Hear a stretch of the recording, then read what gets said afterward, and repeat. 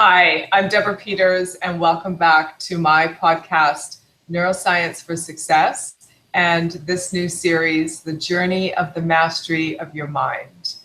And we have a whopper of a show for you today. Say hello, Richard.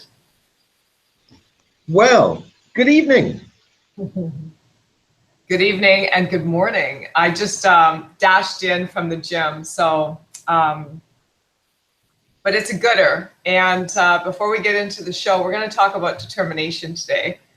I can give you some real solid testimonial on determination, let me tell you. But before we go down that path, I want to say thank you. And thank you to Richard for being a part of this adventure with me. And thank you to our viewers. Thank you for sharing. Thank you for subscribing. Thank you for getting your whole tribe to subscribe and commenting. Let us know what it is that you would like to have some input on or some guidance on. We'd be happy to put together a vlog as we roll out more of our programming. So you want to do this on determination, huh, Richard? What triggered you to say that? Well, it's really interesting. So today I've been sat because so most of you know that I'm over in England. So today I've been sat here doing a load of documents, and we're talking 30, 40 documents, preparing them for governmental department. And I'll be honest with you, it's as boring as anything. It is so not my bag at all. It's not something that interests me. However, it is something that moves me towards where I'm trying to get my team and get my company to be, and it's moving me closer to my goals. And when we're talking about what we're going to do today, what we're going to do, it just really just has triggered something in my mind that actually the only reason that I've kind of kept going through all of this drudgery, all of this paperwork, all of this admin, has been because actually I'm determined to achieve my goals. Tell us how you really feel. Agony. Well, let's just say normally I would never have more than one cup of tea or coffee a day. I really control the amount of caffeine that I have in my body. I've had 2 so far, so that'll tell you kind of what's going on. I've had a few liters of water along the way. I've even I took a break to go and walk down the shop to buy some rice because one of my team dropped a load of water over a laptop, so we put it in rice to try and get the water out. But no, so even though it wasn't a job for me, I went and did it just because at that point my eyes had all gone blurry. I was fed up with looking at the screen. I was like, no, I'll walk down the shop and buy a bag of rice to do that. Yeah, that's awesome. I love that story. I think a major part of who I am as a person is determined. Maybe it's because I'm a fire sign. Maybe it's because it's just, an element of who I am. I can tell you so many stories about being determined. And I'm working on something right now where I'm just determined. I'm just determined that this thing is going to pop. And I'm not listening to or hearing or engaging in or entertaining any sort of excuses or resistance or anything from other people that are involved, especially me, So I've caught myself last night I ended up working till midnight. I had to get out some materials kind of like you just get it done. And then sort of like this, I got tired, like obviously it's midnight. And then this little creepy negative voice starts crawling into my head and saying, well, I don't think that's going to work. And it's been too long already. And like, that crazy stuff that goes on in the back of your mind. And I'm like, you know what? I'm just going to go to sleep and I'm going to let this go. And this morning I got up and I'm like, hell no, I'm determined. This is happening. And whatever, what does it take? Like, if they're not coming here, then we're going there and this thing is happening. So I love that feeling because I feel that like in my solar plexus, like I feel it deep inside my being that I'm committed to this outcome. It's an awesome feeling. is, and it's so important. It really is, because I'm sat here and I'm listening to you, and I'm really reflecting on. Yeah, have I spoken about dopamine loops and dopamine versus endorphins on this I think you podcast? should share that because it's an important piece of information people need to have. Yeah. The thing, go back millions of years, when we were cave dwellers, we had no, if we'd run out of food and we needed to go and hunt a boar, or go and hunt for some food, and that was going to be an all-night trek. And so what would happen is our body would release dopamine, which is the searching drug, our body, to keep us going and to keep us going. And when it got late at night and we were still hiding there waiting for the boar to go past and all the rest of it, it will be the dopamine that drives us, just the same as it's dopamine that's got me through this afternoon. Now, what happens is when you get there, when you achieve that goal, when you actually, you've got that wild boar and your family are going to eat for the next week, woohoo! You get a massive, massive rush of endorphins released through your brain and through your body. Now, that amount of endorphins, apart from making you feel absolutely fantastic, and being very natural painkiller. There's lots of things that happen in the brain. It makes your brain fire off and conduct a lot faster, for example, as well. But apart from that, what it does is it counteracts the amount of dopamine that's built up in your system. So when you get that endorphin rush, the whole point is there's so many endorphins, actually it brings down the amount of dopamine that you've got. So doing something like you've just described, doing something that I've just described, it's all about that endorphin rush at the end. It's all about the success that we're going to feel at the end. Now, the reason I say this is that some of our listeners may be aware of something called the dopamine loop, which is kind of it's not kind of, it is where you get too much dopamine. So even when you get an endorphin rush, the endorphin rush isn't enough to counteract dopamine. An example would be how many of us have sat there on the couch looking at our phone, pick it up, there's no light blinking. We haven't got a message, so we put it back down again. Then about 2 seconds later, you pick it up. Oh, light's still not blinking. Are you spying on me? Yeah, I do this. I know you too well. So you swipe the screensaver, to see if you've got any messages. Oh, there's still no messages. So what you do is you open up your Facebook app or you open up your email app and you hit refresh. I'm busted. I'm so busted. It's so true. And what's happening here is you've got a dopamine. You've got a huge amount of dopamine going on, and you're searching and searching and searching. The moment you do get a message, you get a text message, you get an email or something like that, what you do is you reply straight away. You don't even give it a second thought. You'll look straight away. They're tapping or swiping to reply straight away, because what's happened there is the endorphin rush you got from receiving that message wasn't big enough to counteract the amount of dopamine that has built up. And so what happens is your body goes into another dopamine loop where it's now searching for the next response in order to get that endorphin rush and to try and get a bigger endorphin rush. So then you sit there going, well, I replied straight away. Why haven't they replied yet? Well, I'm waiting for them. Don't they know I'm sat here waiting for them? That's hilarious. And well, thank you for unpacking that, because I know we've all had those experiences, right?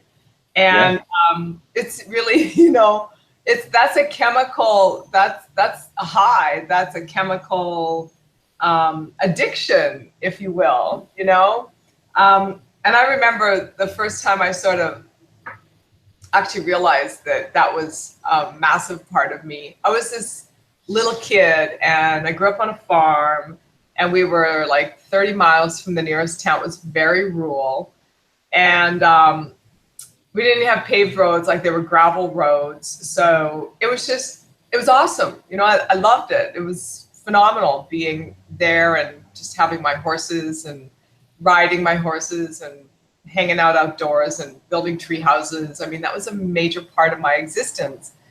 But when I became a teenager, that's when it became a massive hindrance. And I remember there was a party, a really big party coming up, and it was like 2 towns over, basically. So it's like 50 miles from where I lived. And my mom was away at some family gathering.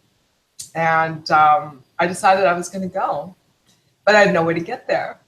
So I just built this up in me, For days I built this up because I knew my mother was going to be gone for the weekend and I was going to be at home alone. And it was like carte blanche, right? So by the time the day of the party came up, which I think was on a Saturday, I'm like, okay, I'm all prepared mentally, emotionally, physically, like I'm dialed into attending this party. Like I'm already there. I'm living the party in my mind. So I just decided to start walking. And I think I probably walked about maybe 4 miles. And I just kept seeing myself at the party, like I'm at the party. And it was that determination that just kept putting one foot in front of the other. And along comes a neighbor. And they're like, what are you doing out here? And I went, yeah, I'm going to see my friends and my mom's out of town. And, I just really need to catch a ride. Do you mind dropping me off? They drove me to the next town. And then I caught up with my friends who drove me to the party. And so then I got to the party. I wasn't even thinking about how I was going to get home. I just wanted to go to the party. So I get to the party and then, party's over. And now it's like reversing the scenario. But it was easier to get home, I would say, because maybe that was the endorphin part. Like all the dopamine was getting there. And then it was so exciting to be there. I didn't even care about the small detail of getting home. And so that just manifested itself as well. But I remember that experience. Like when you're describing the whole text message thing, I'm like, that was me when I was a kid. Like I would lock onto something and you could not keep me from achieving that. And I felt that same feeling overwhelmingly this morning when I was thinking about this thing I'm working on. And so it's already a done deal. I love it. I love it. It's so important that we recognize that. It's so important that actually we give ourselves little rewards along the way, on our journey, because actually, so the stuff that I'm doing is for a submission to a government department for the mentoring school. Now, actually, that won't be the end of my journey. That is like, oh my God, it's just the beginning. Yeah. It's maybe like the fifth or sixth milestone on our journey. Now, in my head, I'm giving myself a little reward every time, because for precisely that reason, you don't want to make your journey too long. That the amount of dopamine that builds up means that you kind of never get there, or you never feel the success when you do get there. So whenever I'm talking to people about sort of where they want to go, mindset, and all these things, if you know the direction of travel, then plan rewards for yourself along the way. Yeah, you know what I have as a reward? I've already set up the reward. This is so brilliant that we're having this conversation. You and I are just like on the same wavelength, on the opposite side of the pond. So I already set up the reward. A couple weeks ago, I'm like, you know what? I've been saving this bottle of Cristal for a special occasion. And this is me. I know. Right, this is the occasion. So I've got that Cristal on ice. That baby's in the fridge. Yay! It's chilled and it's ready. Pop the cork and clink the glasses, and there we have it. That's oh my gosh, thank you so much for sharing this dialogue with me. Like I think I could probably like fly on my own now. It feels so good. So is that dopamine or endorphins? Well, it's the endorphins that make you feel like you can fly. It's the dopamines that kind of build you up to get there.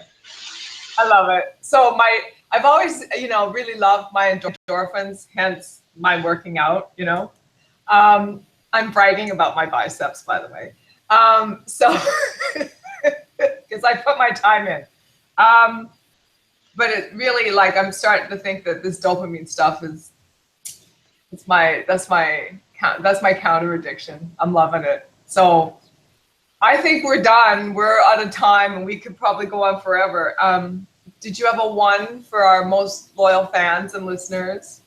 Wow. Okay, so today, my one is always about my one is there is nothing wrong with rewarding yourself for reaching a small milestone on your journey. Absolutely. Absolutely. And it's important, I think my one will be that it's important to connect the dots between the outcome and a feeling of that feeling of determination. So you dial into the outcome. All the other stuff in the middle doesn't matter. Doesn't matter how long it takes. Doesn't matter who says no. It doesn't matter, what hurdles you hit or what bumps are on the road. Just ignore all that and just like stay anchored into that feeling, because that's what's going to drive it home. That's my one. So say goodbye. No, well, I mean, I love you so much. Right, guys, thank you very much. And please reach out to us, LinkedIn, Twitter, comment, give us some feedback. Tell us the other things that you want to hear from us. Yes, and thank you so much for tuning in and sharing. And I've been, putting these out into various digital media platforms, and I'm watching the action happen on the back end, and we're really grateful. I hope you guys love these and that you find them fun, because we certainly want to make sure that we come across that way, because we're having fun doing it. So, au revoir. Mwah.